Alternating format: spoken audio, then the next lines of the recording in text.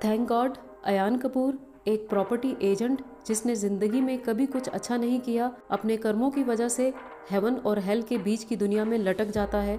2 bonus points के साथ review आखिर तक देखें।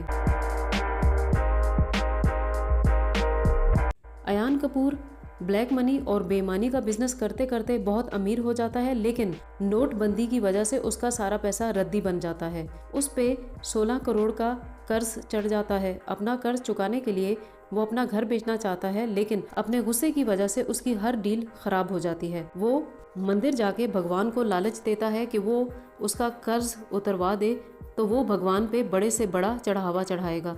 एक दिन रास्ते में उसका एक्सीडेंट हो जाता है और उसकी आंख स्वर्ग में खुलती है। यहाँ उसकी मुलाकात यमदूत और जीडी मतलब अजय देवगन से होती है। अयान अपनी दुनिया में वापस जाना चाहता है, लेकिन सीजी उससे कहता है कि अगर उसका ऑपरेशन कामयाब हो गया तो तब ही वो जमीन पे वापस जा सकता है। जिस पे अयान अजय से कहता है कि जो डॉक्टर उसका इलाज कर रहा है वो तो नकल करके पास हुआ है और उस नकल में उस डॉक्टर की हेल्प अयान नहीं की थी, इसलिए इस अनाड़ी डॉक्टर से वो नहीं बच सकता। जिस पे सीजी उसे कहता है कि अयान को एक गेम खेलना पड़ेगी, अगर उस गेम में उसके अच्छे कर्म ज्यादा हुए तो उसको जिंदगी वापस मिल जाएगी और अगर बुरे कर्म ज्यादा हुए तो वो जमीन पे नहीं जा सकेगा।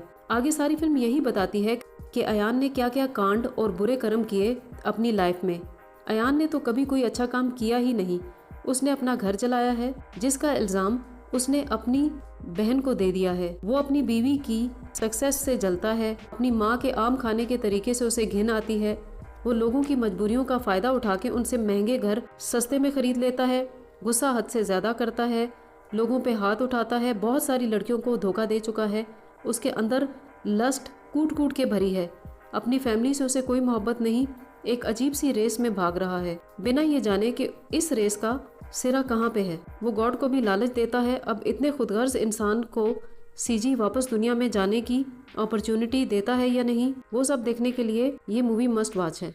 मूवी में बहुत सारे इमोशनल सीन्स हैं और हर कोई इससे अपने आप को रिलेट कर पाता है, क्योंकि हम सब ही अपनी लाइफ को फॉर ग्रांटेड लेते हैं और ऐसे रूटीन के काम जो हमारे लिए कुछ खास नहीं, सोसाइटी में कितना बड़ा केओस और फसाद ले आते हैं, वो किसी के एहसास दिलाने से ही पता चलता है। और ये मूवी बहुत अच्छे से एहसास दिलाती है। डायलॉग भी काफ़ी अच्छे हैं। जैसे एक सीन में अयान को सीजी एक ही जोक बार बार सुनाता है, जिस पे अयान सीजी से कहता है कि वो ये जोक सुन सुन के पक गया है। जिस पे सीजी उसे कहता है कि एक ही गम पे कितनी दफ़ा उदास होगे। मतलब अयान जिस पे लोन है वो अपनी पूरी लाइफ को अपने फ्रॉड वाले बिजनेस के पीछे झंड बना देता है।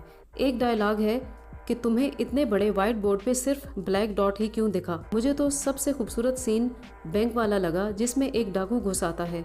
बहुत ही खूबसूरत। आपको कौन सा सीन अच्छा लगा इस मूवी में?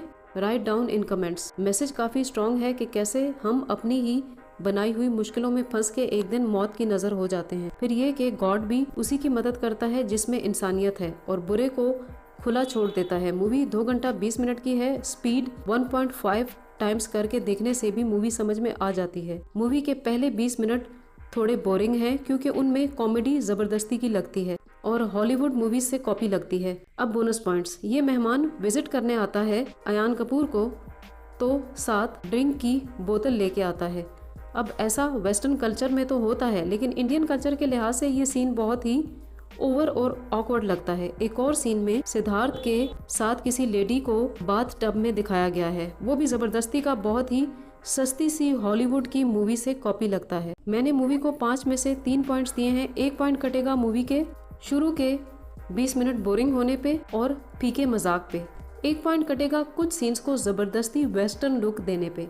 चैनल को सब्सक्राइब करके घंटी का बटन दबा दो ताकि आपको नए आने वाले वीडियोस का पता चलता रहे। बाय।